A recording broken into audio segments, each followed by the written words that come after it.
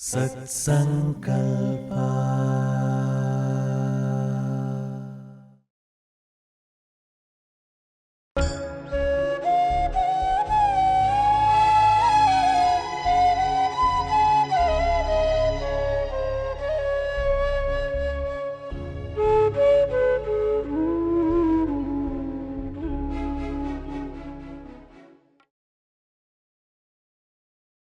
Namaskaram to Lord Ganesha. Namaskaram to Lord Shiva. Namaskaram, everyone. Welcome to today's knowledge session on saving manuscripts versus saving knowledge with Professor PR Mukund, organized by Satsankalpa Foundation. Satsankalpa Foundation is a non-profit organization that was set up with the inspiration and principles of Satguru Sri Sivananda Murty Garu. Rooted in the eternal teachings of Sanathana Dharma, the foundation is dedicated to promoting a purposeful and meaningful lifestyle through proper attitude and actions. Satsankalpa's knowledge sessions aim to illuminate the rich contributions of Maharshis and Gurus to the traditions of Sanatana Dharma, covering a broad spectrum including literature, science, and arts. These virtual sessions connect community members with experts in various fields, fostering deeper understanding and appreciation of timeless wisdom. Our goal is to make such knowledge accessible and engaging. Today, we are privileged to have with us Professor PR Mukund, a revered figure in both the academic and spiritual realms. He holds bachelor's, master's, and PhD degrees in electrical engineering from University of Tennessee, Knoxville, and is currently Professor Emeritus at the Rochester Institute of Technology. Through his research and teachings, he has profoundly influenced both the scientific and spiritual communities. An expert in analog and radio frequency integrated circuits, Professor Mukund has spearheaded groundbreaking research projects for both government bodies and the semiconductor industry. His academic pursuits and publications have significantly contributed to technological advancements worldwide. Inspired by his late guru, Sri Bananji Govindacharya, he founded Tara Prakashana, a nonprofit organization in the United States, which later expanded to its operations in India.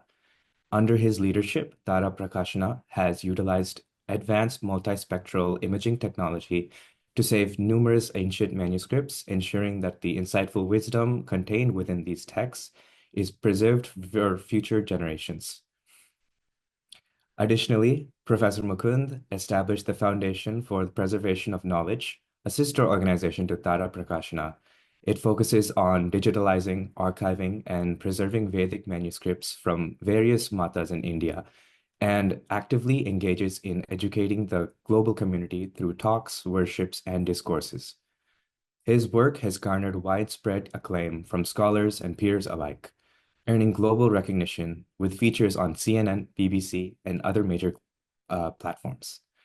Having been awarded the Sivananda Smriti Puraskar at Satsankalpa Foundation's annual Bharatiyata event in 2024, Professor Mukund is here with us again to share some of his insights on saving manuscripts versus saving knowledge. We will explore some of the modern technologies that are vital for recovering ancient texts.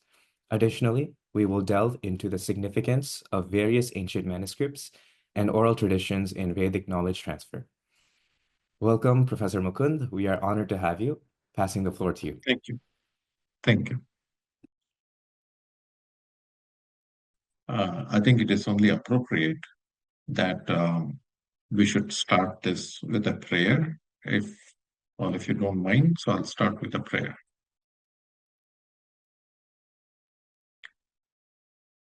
Ananta Gunapurnaya, Dosha Duraya Vishnave, Namah Shri Prananataya Bhaktadishta Pradayane. Padma Priye, Padmani Padmahaste, Padmale, Padmadalaya Takshi, Vishwa Priye, Vishnu Manona Kule Tat Padapadmam Maya Samidatswa. बुद्धिर्बलं यशोधैर्यं निर्भयत्व अरोगत अजाड्यं वाक्पटुत्वं च हनुमत् स्मरणात् भवेत् पूज्याय राघवेन्द्राय सत्यधर्मरताय च भजतां कल्पवृक्षाय नमतां कामधेनवे श्रीगुरुभ्यो नमः हरि ओम. So at the outset, I want to thank the Satsankalpa Foundation, for not just organizing this event, but making the effort to preserve Sanatana Dharma in many different forms. After all of us, we keep saying that ours is not a religion, it's a way of life. And that's just a statement, right? What does that exactly mean? And I would say that if you look at our scriptures, there is tremendous, uh, I don't want to use the word knowledge because it's a very poor translation for jnana, but you may say knowledge, you may say wisdom, but jnana is beyond words. It is actually the light that shines from above, which enables us to do all the things we do, including just living, right? Without that energy, we couldn't even survive in reality. We keep saying that there's a difference between religion and Sanatana Dharma. Just to explore that just a little bit, because if we don't understand that, we really don't understand what exactly it is that we're trying to preserve. First, we should know what it is before we make an attempt to preserve it, and not just preserve it, but to actually use it in our everyday life and pass it on to the next generation. This has been done for God knows how many thousands of years, and we would be very irresponsible if we did not do that. So the difference is that our knowledge base is not about a set of do's and don'ts, a set of rules that you live by. As Sri Krishna himself says in the Bhagavad Gita, after he teaches everything there is to be taught to Arjuna, right at the very end, what does he say? He says, well, I've told you everything. Now it's up to you. You figure out what is good, what is not, and you decide what you want to do, right? So it is always Sanatana Dharma in a nutshell, if you want to try to do that, is basically about the jnana that tells you the relationship between cause and effect, right? So the cause is karma, and the effect is karma phala, right? So there are two things, right? One is karma on one hand, there's karma phala on the other side. So the question is, it's like, I come from an engineering background. So like if you have a process, there's an input and the output to that process. We can control the inputs, we can be very careful, but the outcome is dependent not only on the input, it's also dependent on the input. But in addition, it's also the process, right? That process is Sanatana Dharma. So you feed something, you get something in life, right? This is true even in the food that we eat, uh, and the food for the mind, like the things we see, the things we hear, the things we think about. So if we look at karma as the input and karma phala as the output, we need to understand what exactly is this karma. Right? So that has three parts, as I'm sure all of you have heard. There's kaya, vacha, manasa. So there is the thought, there's the speech, and there is the physical action. The thought is internal, it happens inside us. The speech is the interface between the input inside and the outside. If you want to use Samskrita words, you can say Pindanda, Brahmanda, and so on. But I'll try to minimize the usage of Sanskrit words. Because somehow, when you use Sanskrit words and shlokas and all that, we can easily do that. That's not a big deal, but it makes it sound very exotic, but people actually don't get the idea, right? So I'll try not to do that. So in this karma, the thought is inside. The speech is the interface between inside and outside. And by the way, that is sankalpa. So when you say sat sankalpa, sat. So what is sat? Sat is something that is real. Sat is something that takes us upwardly mobile, spiritually speaking. And you have heard of the very famous statement, Om Tat Sat, right? So what does that mean? What is Om Tat Sat? Well, Omkara is a Vijakshara that actually expands to different levels. First level to Gayatri mantra, then to Purusha Sukta, and then to the entire Veda Vangmaya. Right? So that Bijakshara, who is there in that? God is within that. He is the Veda Purusha. So Veda Purusha is in the Omkara. He came in Hayagriva Rupa at the time of creation. And he's the one who gave us, through Chaturmukha Brahma, that Omkara, that Bijakshara. So everything you see in this Saraswata Prapancha, that is knowledge, the world of knowledge, wisdom, is actually came from that one little seed we call Omkara, that Bijakshara. So when we say Om Tat, that is Sat, right? It's real. It's real. It's not somebody's imagination. It's not a concept. It is real. It's reality. And only that reality can take us upwards. So when you look at Sat from that perspective, the Sankalpa, the Sat Sankalpa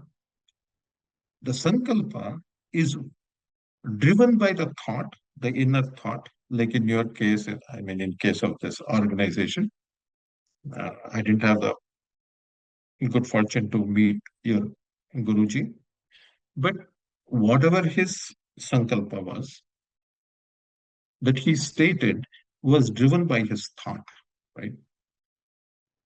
So that thought has to be based on jnana. So if there is no jnana, the sankalpa cannot be a sat sankalpa, right? So we are all fortunate that these gurus come in our tradition, one after another, one after another. And they give us that sat sankalpa. And our job is to take that sat sankalpa, and in that karma, you had manasa, vacha. So manasa and vacha, they did that already. Kaya, that action is what we have to do. But for us to do that, we need to understand what exactly they meant, not what they said, but what did they mean when they said something. Because words can be very misleading, and also it is limited in what it can convey. Like what we're doing right now. I'm speaking, you're listening to that. But what I'm trying to convey, the words actually are not totally capable of conveying that. It's impossible. It doesn't have the bandwidth to do that. I tell my own shishyas that when we do Pathan Pravachanam, not in Zoom, but in person, the actual message that we are trying to convey is more in the silence between the words than in the words themselves. Because the energy that conveys between the words is very important, because that is not limited by the bandwidth of the word. Then you may say, okay, if that is the case, then why don't you just sit there quietly? Why do we even use the words? Well, the words provide the context. They provide the context because everything has meaning only in the context. When Madhuri ji asked me about the title for this talk, yeah, I can talk about, I come from a technology background, 50 years in field of electronics and student, wearing different hats. But um, so it's very easy for me to talk about technology is very, very easy for me. I can do it with my eyes closed. But the fact is that preserving jnana, again, that knowledge is used in a very limited sense. So you want to preserve jnana. That's what you want to preserve. You want to preserve that light. You want to keep that light burning. And we want to, just like in Deepavali, we take one lamp to light another lamp. We want to take one light. The Guru takes his light and lights many different lamps. And those lamps have to burn well. And not just that, its job is not only to just provide whatever light it is capable of providing to its own environment, but also light other lamps. In one of the Upanishads, in the Ishavasya Upanishad, it clearly says that if a person has some jnana, he has an obligation to share it before he moves on. The same thing, Sri Krishna told the Pandavas and took them to Bhishma and said the knowledge has to be transferred, the jnana has to be transferred. That is the samvada, between Yudhishthira and Bhishmacharya. So this is not, I'm not saying anything new at all. I'm incapable of saying anything new. This thought has been there in our tradition for many, many thousands of years. They understood that. They actually understood this. We should not fall prey to alien definitions of knowledge and alien methodologies of transferring knowledge. We should focus on preservation of jnana and passing it on. Right? So now I'll come to the manuscript part. That is just the pita, foundation, right? So if that makes sense to you, by the way, just because I sit here and these people were nice enough to invite me doesn't mean that I'm some great person or something. I was just saying before that thing, I'm just a very ordinary person. There's nothing special about me at all. But what is great is not about me, but about my Guru Parampara. What is great is the flow of jnana. That is what is great. I'm like a little tap in the kitchen, turn, something comes out, right? But the water is actually coming from somewhere else, including now what I'm saying. I normally don't even use PowerPoint slides and all that. I actually don't. I was asked for it, so I sent some PowerPoint deck. I'll try to use it. But because what happens is that we cannot have the flow. The flow has to come from above, right? We have something called Ajna Chakra here. All of us do. We have Ajna Chakra here, right? So if that is activated, whatever, I don't know what you need to hear. I don't know. But there are forces that know what you need to hear, when what has to be transmitted in this little time that we're spending together. So they will make that flow. They don't sit and make PowerPoint slides. We say prayer to our gurus. We say prayer to Sri Krishna. And I keep saying Sri Krishna, I'm a Krishna Bhakta. So we say pray to Sri Krishna. And they know what needs to be said. They know how it needs to be said. And they will make sure that that happens in that given time frame.